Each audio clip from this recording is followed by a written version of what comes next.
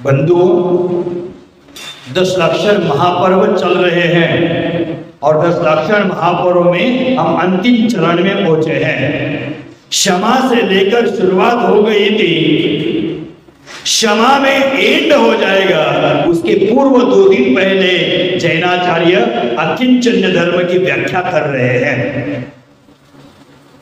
प्रथम सत्य और अंतिम सत्य यही है अकिंचन्य होना। मनुष्य के जीवन में प्रथम सत्य है, उसको भी वह भूल गया है। अंतिम सत्य है, उसको भी भूल गया है, इसलिए आज तक वो परमात्मा को प्राप्त नहीं कर पाया। मनुष्य के जीवन में प्रथम सत्य है मनुष्य का जन्म और दूसरा सत्य है मनुष्य का मृत्यु। मनुष्य प्रथम सत्य को भी भूल गया, अंतिम सत्य को भी भूल गया। प्रथम सत्य है मनुष्य संसार में जब आया तब नग्नता के साथ ही आया, और अंतिम सत्य वह है कि मनुष्य का जब मृत्यु होता है तो मनुष्य इस दुनिया से जब जाता है तो नग्न ही निकल जाता है। आता नंगा जाता नंगा, बीच में करता बहुत कुछ दंगा। दंगा संसार से संसार में, और संसार का सबसे बड़ा झूठ है। दंगा का अर्थ है परिग्रह को एकत्रित कर लेना। यह संसार का यथार्थ सत्य है कि खुली आंख से देखा गया सपना है, वो बंद आंख होने के उपरांत समाप्त हो जाता है, और बंद आंख का सपना है वो आंख खुलने के बाद समाप्त हो जाता है। दोनों भी सपने हैं, वो डूबने वाले हैं।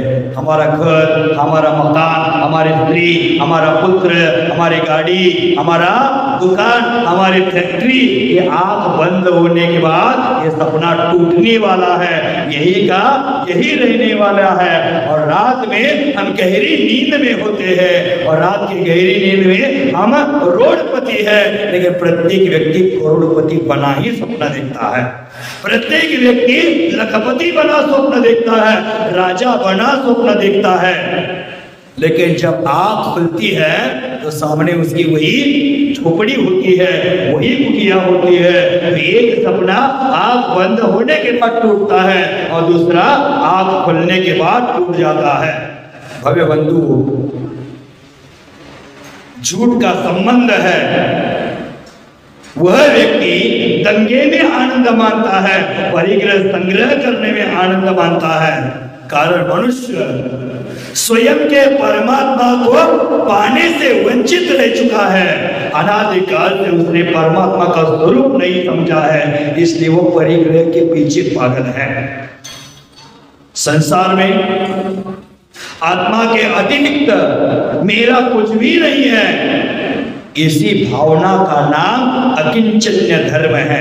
यह किंचित भी मेरा नहीं है। क्या मेरा है? क्या मेरे साथ जाने वाला है? कभी सोचा है? जिंदगी भर अपना जीवन बर्बाद करता है मेरा तेरा के पीछे लगकर, तो मैंने के पीछे लगकर जिंदगी बर्बाद कर रहा है, लेकिन जो मेरा है, शाश्वत है, उसको भूल चुका है। देख लेना, मेरे गुरुजी कहते थे, आप फोन करते रिश्तेदारों को और फोन करने के बाद एक व्यक्ति से बात करते हैं और 100 लोगों की पूछताछ कर लेते हैं। एक व्यक्ति से पूछा, फोन बात चली तो बाद में पूछा चिंटू कैसा है, मिंटू कैसा है, पप्पू कैसा है, टोटो कैसा है, डोडो कैसा है, सब घरदार खानदान की पूछताछ कर ली। और उसके बाद पुनः घर की गाय कैसी है, घर का नौकर कैसा है, सबको फोन पर वार्ता करके पूछ लेता है। लेकिन मेरे गुरुजी कहते थे, दर्पण के सामने खड़े होकर उसको कभी पूछा है तू कैसा है? स्वयं से पूछ लेना तू कैसा है, दुनिया का कैसा चल रहा है, ये पूछते पूछते स्वयं का कैसा चल रहा है, स्वयं कितना दुख में जीवन जी रहा है, यह आदमी भूल ही गया है। तो भव्य बंधु, हमारा इस जगत में मेरे आत्मा को छोड़ करके ये जगत में कुछ भी नहीं है, वह अकिंचन्य है। जब मनुष्य उसके अंतरंग में जब तक अहंकार, ममकार, राग, द्वेष, तेरा मेरा के भाव है, तब तक उसको अकिंचन धर्म नहीं आएगा। और जब व्यक्ति तेरी मेरी भावना से छूट जाता है तो संसार से मुक्त हो जाता है। हमने एक पिछले चतुर्मास में गाना सुना था, तेरी मेरी तेरी मेरी तेरी मेरी कहानी, तेरी मेरी की कहानी में अकिंचन स्वरूप मेरी आत्मा है, उस आत्मा को आज आदमी भूल गया है। तेरा मेरा के झमेले में अपने स्वरूप को विस्मृत कर चुका है। भव्य बंधु, एक छोटी सी लंगोटी का भाव भी हमें चोटी तक पहुंचने नहीं देता, तो संसार में इतना सारा परिग्रह का भार लेकर हम मोक्ष जाना चाहते हैं, सुखी होना चाहते हैं, हम कैसे सुखी हो पाएंगे? भव्य बंधु, जैनाचार्य ने कहा है, सुई की नोक से ऊंट निकल सकता है। समझ गए? ऊंट क्या बोलते हैं? केमल। सुई की नोक से केमल जा सकता है। हाथी के पैर में दबने से हमारे प्राण भी बच सकते हैं। मस्तक से पहाड़ को तोड़ करके मिट्टी बना सकते हैं। बांझड़ी स्त्री के बच्चे के शादी में मिष्टान्न भोजन कर सकते हैं। कोई छोटा बच्चा रो रहा है तो उसको खिलाने के लिए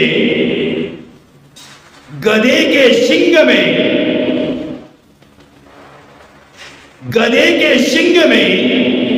खरगोश के पीठ की बाल निकाल करके, खरगोश के पीठ के बाल निकाल करके, आकाश के फूलों को उसमें पिरो करके, गधे के शिंग में डाल करके बच्चों को खिला सकते हैं। यह संभव है, लेकिन परिग्रह के साथ कभी सुख नहीं मिलेगा। ये जीवन का अकाट्य सत्य है, यह हमें समझना चाहिए। जीवन में जिस प्रकार एक कुत्ता होता है, भ्रमपूर्ण जीवन जीता है, हड्डी को चबाता है, मुंह से खून निकलता है, उसको लगता है हड्डी से खून निकलता है, चूसता जाता है, चूसता जाता है, चूसता जाता है। उसी प्रकार हमें भी लग रहा है साधु बनने में क्या सुख है। 24 घंटा में एक बार खाओ, गर्मी सहन करो, ठंडा सहन करो, उसमें क्या सुख है। ऐसा भ्रमपूर्ण जीवन जीकर हम इस संसार के गर्त में फंस रहे और संसार की हड्डी को चबा रहे हैं। अपना आत्मा दुखी हो रहा है, लेकिन हमें लग रहा है इसमें सुख है, इसमें सुख है, इसमें सुख है। ऐसा सोचकर अनंत दुखों का पहाड़ हमारे ऊपर ओढ़ रहा है, यह आदमी भूल रहा है। जैसे छोटी सी चिड़िया है, जब चिड़िया को रूम में बंद किया जाता है, कांच का दरवाजा है, उसको लगता है वहां से खुला जगह है बाहर जाने के लिए। बार बार आकर उस कांच के दरवाजे को टकराती है और कांच के दरवाजे को टकरा टकरा कर मर जाती है। उसी प्रकार मनुष्य भी भ्रम की दृष्टि में फंस गया है, मोह में फंस गया है, और भ्रम और मोह में सुख का दरवाजा खोज करके खोजते खोजते अपने जीवन को मृत्यु का ग्रास बना रहा है। फिर भी उसकी परिग्रह की चाह नहीं छूट रही है। परिग्रह की चाह है वो मुक्ति की राह पर कदम बढ़ने नहीं देती है। वह तो आह की पैदा करती है, दुख ही पैदा करती है। जहाँ चाह है वहां राह नहीं। यह चाह है, एक अग्नि है, यह आत्म स्वभाव को जला रही है, आत्म स्वभाव को जलाने का कार्य कर रही है। यह सूक्ष्म रूप से देखा जाए तो 11वें गुणस्थान में भी यह परिग्रह उदय में आ सकता है और वहां से भी एक शुद्ध साधक को गिरा सकती है और नीचे के गुणस्थान में पटका देती है। इसलिए परिग्रह है, उस परिग्रह से आदमी को कोसों दूर रहना चाहिए। मनुष्य को धनार्जन करना चाहिए गृहस्थी चलाने के लिए, लेकिन मनुष्य को धनार्जन में ही मैं अजर हो जाऊंगा, अमर हो जाऊंगा, मैं बड़ा बन जाऊंगा, ये सोच है, उस सोच को तिलांजलि देना पड़ेगा। भव्य बंधु, हमारे जीवन में अनेक प्रकार के विचार आते हैं, लेकिन धर्म कार्य करने के विचार नहीं आते। धर्म कार्य करते समय हमें यह सोचना चाहिए कि कण कब मेरे तन तरु से, शरीर रूपी वृक्ष से आत्मा रूपी, प्राण रूपी पक्षी उड़ जाएगा, इसका कोई गारंटी नहीं है। इसलिए हमारे विचार सतत परिग्रह का त्याग करने के लिए होना चाहिए। परिग्रह एक ऐसा पिशाच है जो व्यक्ति को पीड़ा दे रहा है। हम शांतिधारा कहते समय बोलते भूत पिशाच शाकिनी डाकिनी आदि उपद्रवों का नाश हो, लेकिन बहिरंग के भूत पिशाच शाकिनी डाकिनी हमें ज्यादा पीड़ा नहीं देते हैं। जो परिग्रह का पिशाच है वह ज्यादा हमें पीड़ा दे रहा है। इस परिग्रह के पिशाच को दूर भगाना है। आज जगत में भ्रमपूर्ण जीवन जीने वाले लोग हैं, वो नवग्रह की शांति के लिए, नवग्रह की बाधा पीड़ा को दूर करने के लिए पूजा करते हैं, विधान करते हैं, पाठ जाप आदि करते हैं, लेकिन नवग्रह हमें ज्यादा परेशान नहीं कर रहे, नवग्रह हमें ज्यादा पीड़ा नहीं दे रहे। जो 10वां परिग्रह है वो ज्यादा पीड़ा दे रहा है। नवग्रह की शांति हेतु हमें कोई विधान करने की आवश्यकता नहीं है। नवग्रह की शांति हेतु परिग्रह से दूर हो जाओ, नवग्रह अपने आप शांत हो जाएंगे। बंधु, मनुष्य को प्रकृति पुरुष बनना चाहिए, विकृति को नहीं स्वीकारना चाहिए। जहां जहां विकृतियों के साथ संबंध है वहां वहां संसार है, और जहां जहां प्रकृति के साथ, संस्कृति के साथ संबंध है वहां आत्मा का साक्षात्कार है। क्योंकि आपने सुना होगा 5 पांडवों में 3 पांडव उपसर्ग आने पर अपनी साधना में रत रहे, वह प्रकृति के आश्रित रहे, और 2 पांडव विकृति का आधार ले लिया, पर द्रव्य की चिंता कर ली। इसी कारण से वो कुछ काल तक संसार में रहे, और 3 पांडव जो प्रकृति का आधार लिए वो मोक्ष निकल गए। भव्य बंधु, संसार में हम दुखी हैं, उस दुखों से बाहर निकलने का मार्ग हमें सोचना चाहिए। क्योंकि अकिंचन्य धर्म है, निर्विकल्प होकर जीवन जीना है, उसमें जो सुख है अन्यत्र कहीं नहीं है।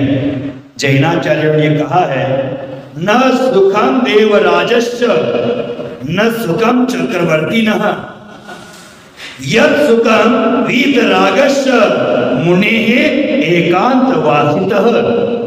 माने जो स्वर्ग के इंद्र के पास जो सुख नहीं है, जो चक्रवर्ती के पास सुख नहीं है,